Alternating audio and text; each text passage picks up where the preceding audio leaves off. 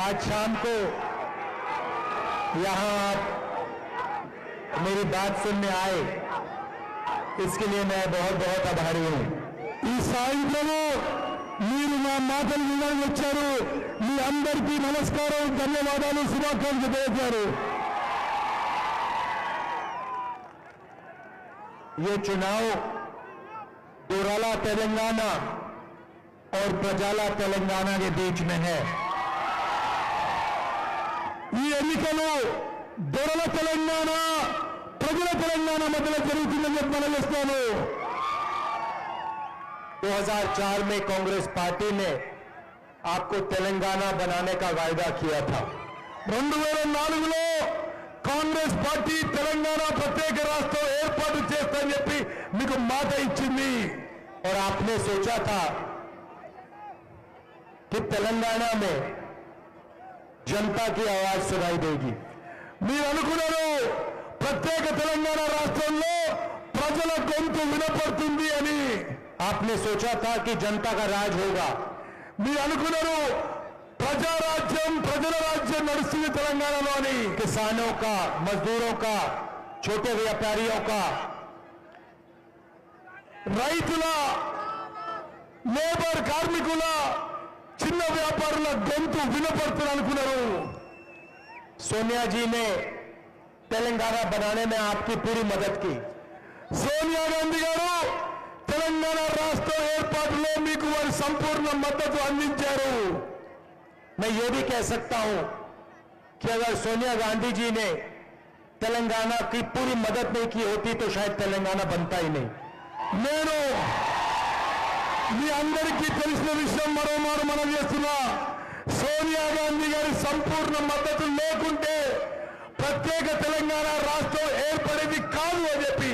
मगर सोनिया गांधी जी दोराला तेलंगाना नहीं बनाना चाहती थी, प्रजाला तेलंगाना बनाना चाहती थी। సోనియా గాంధీ గారు దొరల తెలంగాణ కాదు ప్రజల తెలంగాణ ఆకాంక్షించారని చెప్పి మనం చేస్తున్నాను। एक परिवार के पास तेलंगाना का पूरा धन जाता है।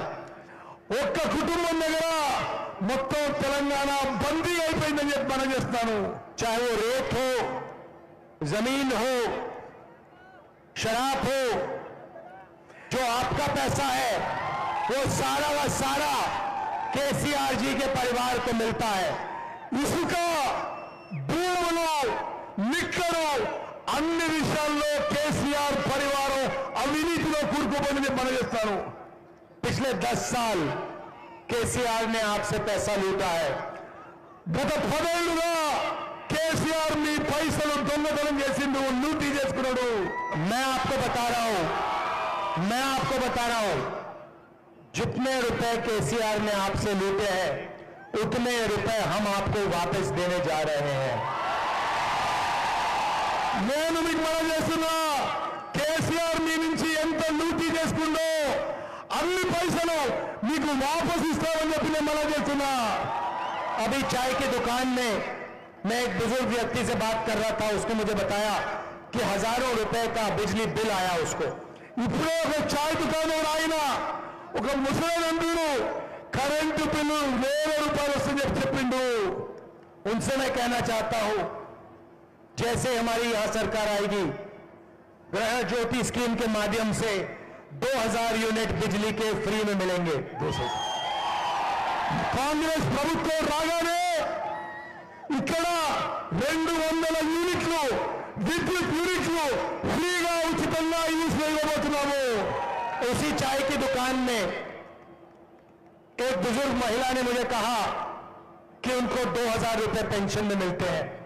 అక్కడే ఒక వృద్ధురాలు ఒక మహిళ ఆమెకి 2000 రూపాయలు పెన్షన్ వస్తుందని చెప్పారు నాకు। और उन्होंने कहा कि 2000 रुपए से उनका काम नहीं बनता। 2000 రూపాయల పెన్షన్ సరిపోవడం లేదని చెప్పి ఆ మహిళ నాకు తెలియజేశారు।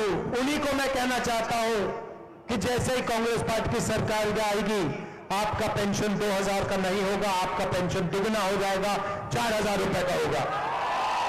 అటువంటి వృద్ధులకు మహిళలకు తెలియజేస్తున్నాను, కాంగ్రెస్ ప్రభుత్వం రాబోతుంది।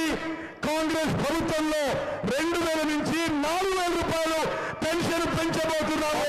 उसी महिला से मैं कहना चाहता हूं और तेलंगाना की सब बुजुर्ग महिलाओं से कहना चाहता हूं, अगर आप बीमार होंगी तो आपको 10 लाख रुपए हेल्थ केयर पेंशन मिलेगा, हेल्थ केयर इंश्योरेंस मिलेगा। నేను ఆ మహిళకి తెలంగాణలో వృద్ధులందరికీ తెలియజేస్తున్నా, రాబోయే కాంగ్రెస్ ప్రభుత్వంలో 10 లక్షల రూపాయల వరకు ఉచితంగా వైద్య సదుపాయం కల్పించబోతున్నాము। अभी यहां पे मुझे बहुत सारी महिलाएं दिख रही हैं। ఇక్కడ చాలా మంది మహిళలు నాకు అవపడుతున్నారు। आप महंगाई से इसका सामना करती हो, మీకు అధిక ధరలు పెరగడం మీకు చాలా ఇబ్బంది కలిగిస్తుంది। 1000 रुपए सिलेंडर की देती हो, 1000 రూపాయలతో గ్యాస్ సిలిండర్ కొనుక్కుంటున్నారు। बच्चों की शिक्षा के पैसे देते हो, పిల్లల విద్య కోసం పైసలు ఇవ్వాల్సి వస్తున్నది। बस में आपको कहीं जाना पड़ता है तो आप पैसे देते हो। ఆర్టీసీ బస్సుల్లో టికెట్ కొనుక్కొని పైసలు కట్టాల్సి వస్తున్నది। हम आपके लिए, आप सबके लिए महालक्ष्मी स्कीम लाए हैं। మహిళలందరి కోసం మహాలక్ష్మి పథకం తీసుకొచ్చినాము। अभी ये जो सब महिलाएं यहां दिख रही हैं और तेलंगाना की सब महिलाओं को मैं कहना चाहता हूं, आपका नाम क्या है? आपका नाम क्या है? పేరు హరిత। अरिता जैसी करोड़ों महिलाओं को मैं कहना चाहता हूं, जैसे ही कांग्रेस पार्टी, अरिता जी, जैसे ही कांग्रेस पार्टी की सरकार आएगी वैसे ही आप जैसी करोड़ों महिलाओं के बैंक अकाउंट में हर महीने 2500 रुपए जाएगा। హరిత లాంటి కోట్లాది మంది మహిళలకు ప్రతి మహిళకు ప్రతి నెలకి 2500 రూపాయలు మీ బ్యాంక్ అకౌంట్ లో వేయబోతున్నాము।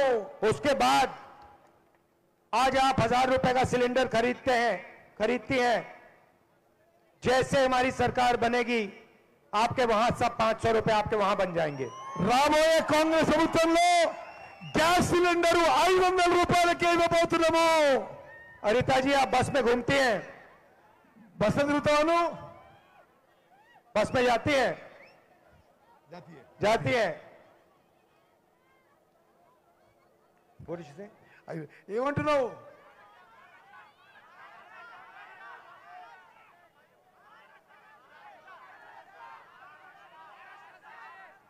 अच्छा, तो बस में आप जाती है ना, ठीक है। इसके बाद जब हमारी सरकार आएगी, जब आप बस में जाएंगी, आपको टिकट खरीदने की कोई जरूरत नहीं होगी, आप फ्री में घूमेंगी। రాబోయే కాంగ్రెస్ ప్రభుత్వంలో మహిళలందరికీ ఆర్టీసీ బస్సుల్లో ప్రయాణం ఫ్రీగా ఉచితంగా జరగబోతుందని చెప్పి చేస్తున్నాను। और किसानों से मैं कहना चाहता हूं, రైతు भरोसा स्कीम 15,000 रुपए प्रति एकड़ किसानों को, 12,000 रुपए प्रति एकड़ मजदूरों को। రైతులకి రైతు భరోసా కింద ప్రతి సంవత్సరం ప్రతి ఎకరానికి 15,000 రూపాయలు ఇవ్వబోతున్నాము। రైతు కూలీలకి ప్రతి సంవత్సరము 12,000 రూపాయలు ఇవ్వబోతున్నాము। आप यहां टर्मरिक उगाते हो, ఇక్కడ పసుపు పెద్ద ఎత్తున గ్రో చేస్తారు। मैं जानता हूं कि 5 साल पहले प्रधानमंत्री ने आपसे झूठा वायदा किया था। బీజేపీ పెద్దలు ప్రధానమంత్రితో సహా పసుపు రైతులకి 5 ఏళ్ల క్రితం వాగ్దానాలు ఇచ్చి అమలు చేయలేని మాట మీకు అందరికీ తెలుసు। हिंदुस्तान के प्रधानमंत्री के शब्दों में कोई वजन नहीं रहा। భారతదేశ ప్రధానమంత్రికి ఆయన చెప్పే మాటలకు విలువ లేదు। जो वायदा 5 साल पहले किया था, सुना है 10 दिन पहले फिर से किया। 5 ఏళ్ల క్రితం బీజేపీ పెద్దలు ప్రధానమంత్రితో సహా ఏదైతే వాగ్దానం ఇచ్చిండో 4.5 ఏళ్లు చేయక మళ్ళీ 10 రోజుల క్రితం టర్మరిక్ బోర్డు గురించి మాట్లాడిండు। छत्तीसगढ़ में हमने छत्तीसगढ़ के किसानों से वायदा किया था कि धान के लिए उनको 2,500 रुपए प्रति क्विंटल मिलेगा। ఛత్తీస్గఢ్ లో వరి ధాన్యానికి రైతులకి మాట ఇచ్చినాం 2,500 రూపాయలు క్వింటాల్ కొనుగోలు చేస్తామని। आज छत्तीसगढ़ के किसानों को धान के लिए हिंदुस्तान में सबसे ज्यादा पैसा मिलता है। ఈరోజు ఛత్తీస్గఢ్ లో కాంగ్రెస్ ప్రభుత్వంలో వరి ధాన్యానికి భారతదేశంలో ఎక్కువ ధర ఛత్తీస్గఢ్ లో వస్తుంది। पूरा का पूरा जो पैसा हम किसान को देते हैं वो गांव में सीधा जाता है। మేము రైతులకు ఏదైతే పైసలు ఇస్తామో నేరుగా రైతుల ఖాతాలకు పోతుంది మనం చేస్తున్నాను। और गांव की अर्थव्यवस्था बढ़ती है।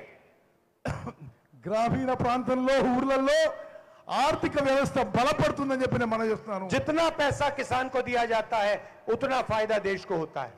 రైతులకి ఎన్ని పైసలు ఇస్తే భారతదేశం ఇంకా బలపడుతుందని చెప్పి మా నమ్మకం।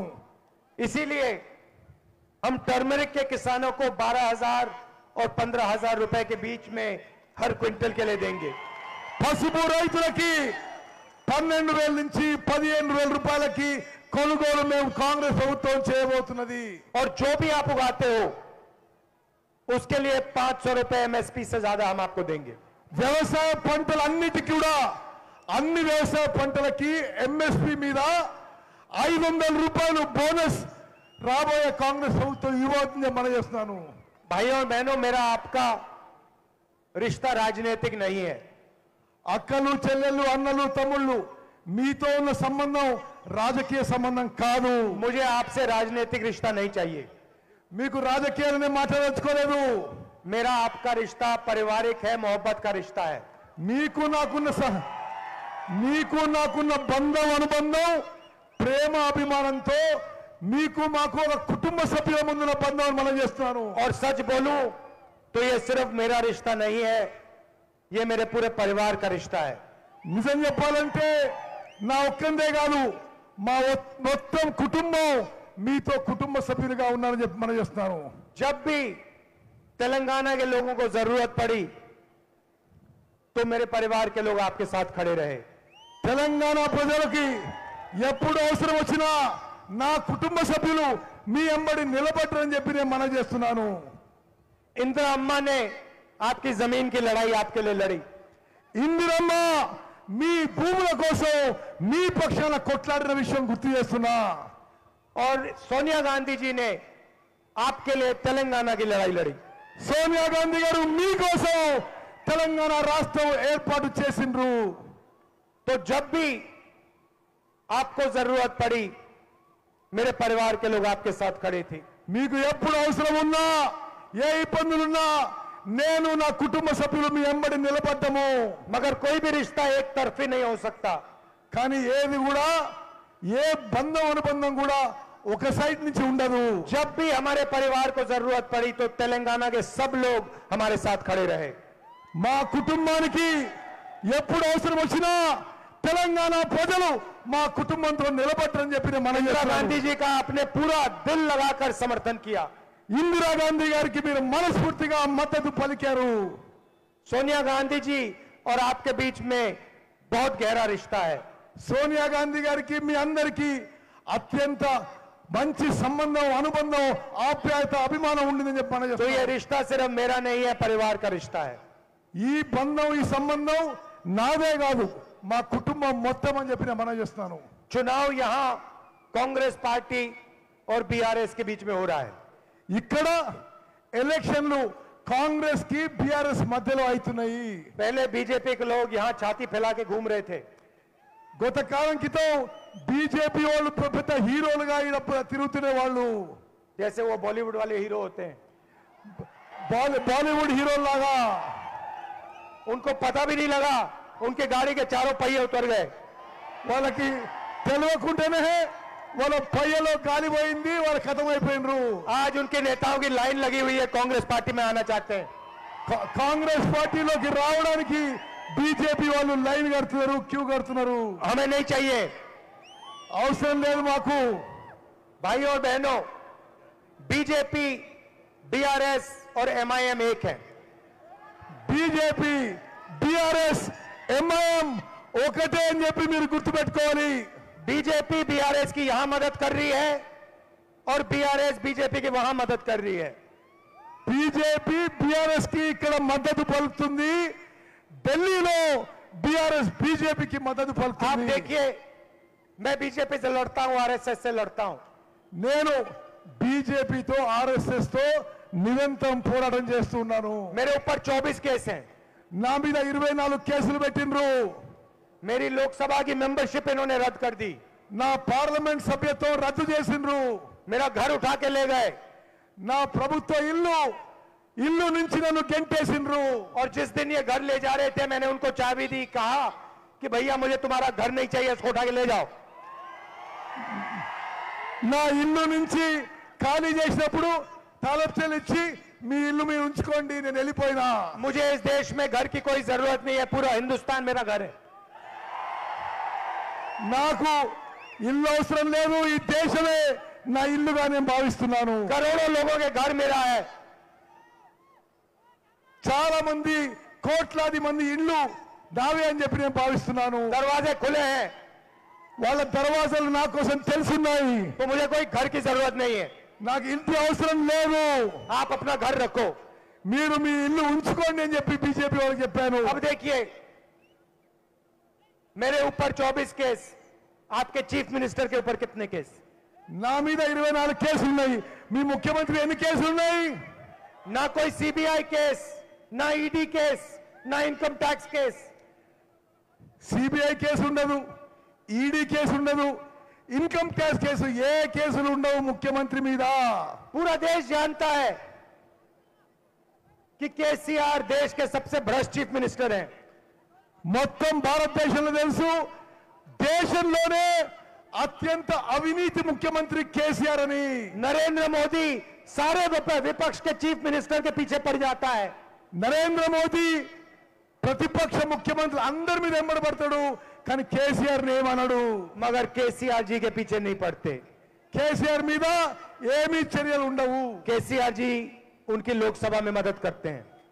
కేసీఆర్ నరేంద్ర మోదీకి పార్లమెంట్ లో సహాయం చేస్తాడు। किसान बिल में केसीआर ने उनकी मदद की। రైతుల బిల్లులో కేసీఆర్ నరేంద్ర మోదీకి మద్దతుగా ఉన్నాడు। नोटबंदी में केसीआर ने उनकी मदद की। నోట్ల రద్దు కార్యక్రమంలో కేసీఆర్ నరేంద్ర మోదీకి మద్దతు, जीएसटी में उन्होंने मदद की।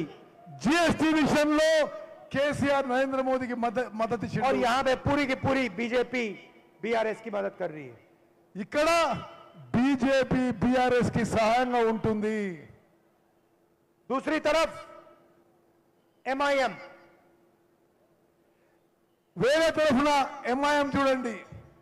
कांग्रेस पार्टी जहां भी बीजेपी से लड़ती है, राजस्थान, महाराष्ट्र, असम, కాంగ్రెస్ పార్టీ ఏ రాష్ట్రాల్లో అయితే బీజేపీతో కొట్లాడుతుందో, మహారాష్ట్ర, రాజస్థాన్, అస్సాం, जहां एमआईएम की कोई पकड़ नहीं है, వాళ్ళకి ఎక్కడా లోకల్ బేస్ లేకున్నా वहां पे कांग्रेस पार्टी को हराने के लिए एमआईएम के लोग खड़े हो जाते हैं।